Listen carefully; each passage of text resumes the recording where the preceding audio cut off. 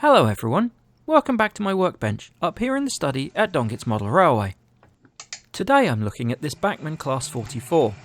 It's running very slow, very rough and slipping a lot.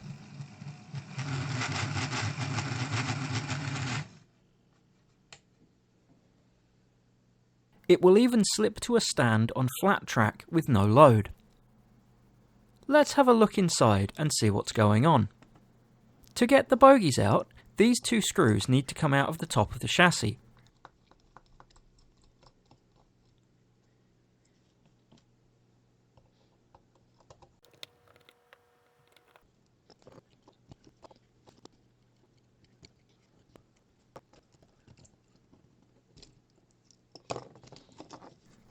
Immediately I can see the drive wheels on the right hand end are different. They don't have the white rims, indicating they have been replaced at some point. This gives me a clue as to what might be going on. Now the bogies are out, we can see what's wrong. Anyone spotted it yet? Let's have a closer look at these worms. At this end, the worm gear cut rises to the left. At the other end, it rises to the right. Both of these are attached to the same motor shaft, so will turn in the same direction. The gears at the top of the bogies will then be pushed in opposite directions. This means the drive wheels on the bogies will turn in the opposite direction to each other. To make the wheels turn the same way, the worms both need to face the same way. You can't just turn one round, as the spiral needs to be cut in the other direction. Here's the correct Bachmann replacement part for this locomotive, and you can clearly see how the worm is cut the other way. I have no idea why Bachmann have peak bogies with worms pointing in both directions, but they do. This is a trap to watch out for when buying replacement parts for these specific locomotives. With the wheels being the wrong type and the worm cut the wrong way, this either has to have been assembled from parts of at least two damaged locos or repaired with parts for the wrong loco. This was an eBay bargain I picked up. The seller claimed to have tested it, but the only way that would be true is if it was only ever tested on a rolling road and never tried on real track. I did try to return it to the seller once I discovered how wrong it was, but the return was closed with a full refund instantly, before I could get the seller's address from eBay in order to return it. I guess they really didn't want to see it again. To take the bogies apart, release this clip at the back. Watch out for the spring above the back axle, it does like to go ping. Taking the front axle off wasn't necessary for this, but I didn't know that. Let's put it back on before any bits get lost. I didn't get any wires on the replacement bogie centre, so I'm going to separate the wires from the pickups on the old part and use them on the new one.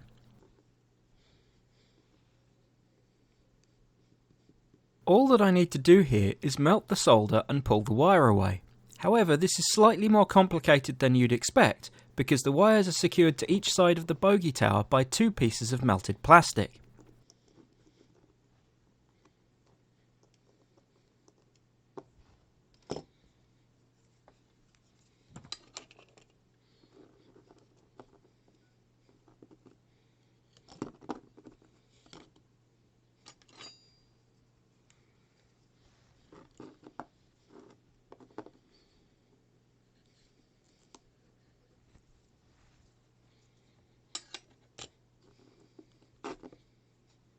The old bogie tower isn't broken, it's just the wrong part for this specific loco. I can keep hold of it in my bits box, it might come in handy later.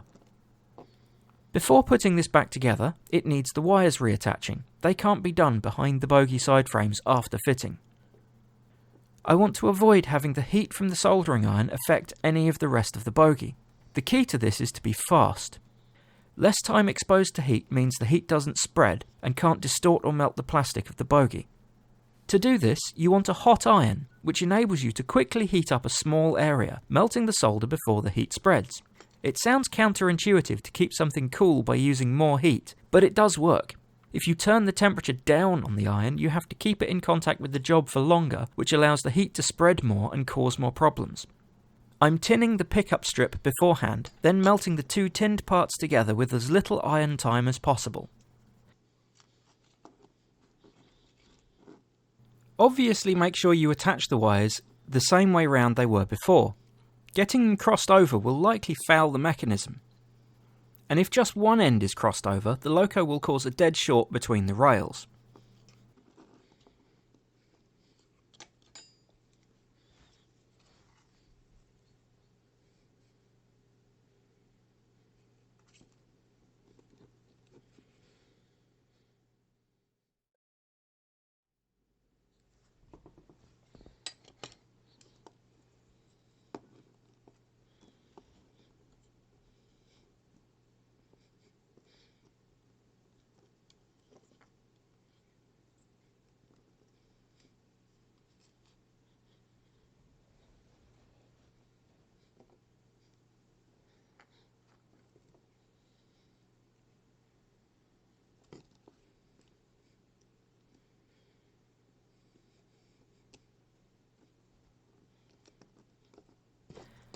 Getting the rear axle to sit properly is a challenge.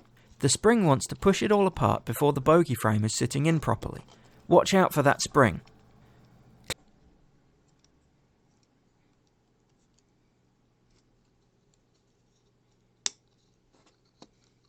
Clip the bogie frame back on, taking care to get the rear axle lined up. Make sure the bogie frame goes back on centrally and that both sides of the clip have seated properly.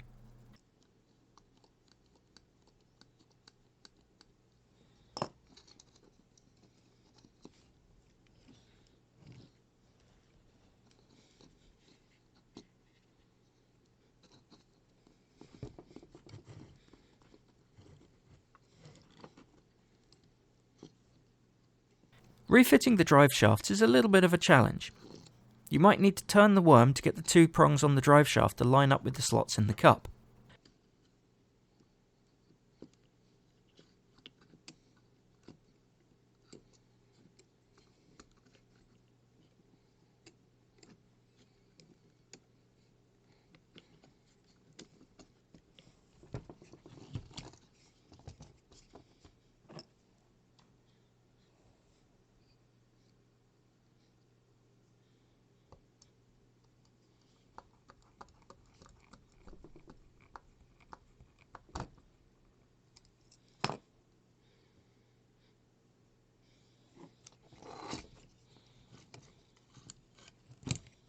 If the drive shaft separated from the motor rather than from the bogie, I found it much easier to put it in the motor first, and then get it into the bogie. Trying to seat the drive shaft with the bogie already attached is much harder.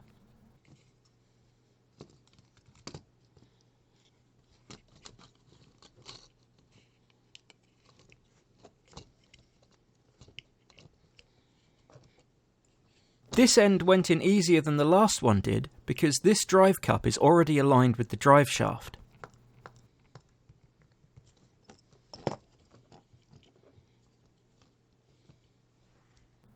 Let's try this out at this point before putting it all back together.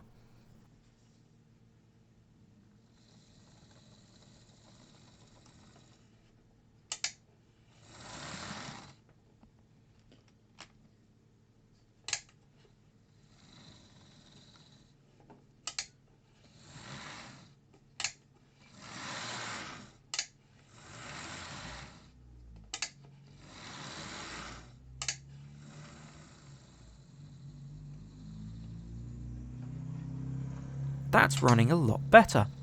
It's nicely controllable at all speeds. It is no longer fighting itself spinning each set of wheels in opposite directions.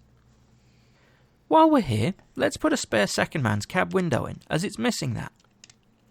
I'm using a Zimmo MX600R 8-pin chip in this loco. This is the last one in my stockpile, but these are back in stock and orderable at the moment. It's the 21-pin chips which are still totally absent from the supply chain. Let's put the body shell back on, set the decoder up, and give this a quick test on the layout. If you are enjoying this video, or finding it useful, hit the like button. If you want to see more of my layout or the stuff I run on it, hit the subscribe button. If you have a question, comment, or suggestion, write it in the comment section below.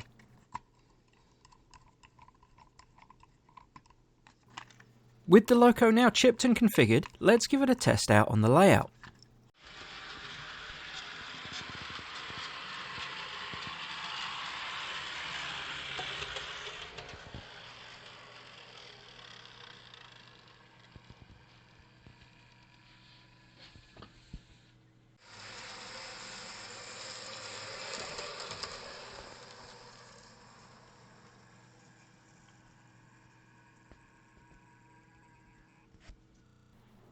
While I had this apart, I noticed a distinct lack of cab interiors. Bachmann also have these available as spare parts on their website, so I picked some up.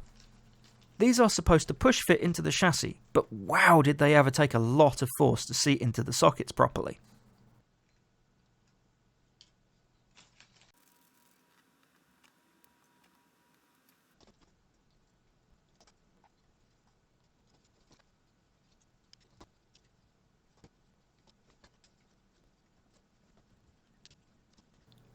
I really struggled with this. It seems like the correct way to get these on is to remove the bogie frames and squeeze the pegs into the sockets, pressing from above and below at the same time. Just pressing down from above is bending the plastic chassis, and a pair of tweezers wasn't enough to get the pegs in. I needed to bring in a big pair of pliers.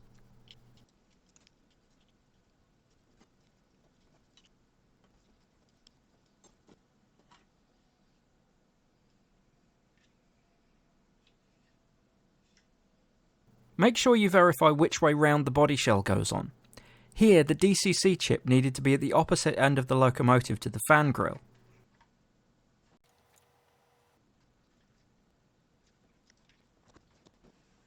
All I need to do now is secure the body, and we've got a completed working locomotive ready for the layout.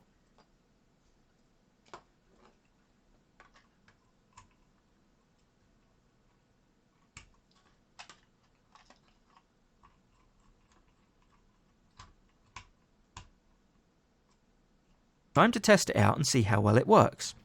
I don't have a continuous run or rolling road to test this loco at the moment, so I took it down to my local model railway club to let it stretch its legs a bit.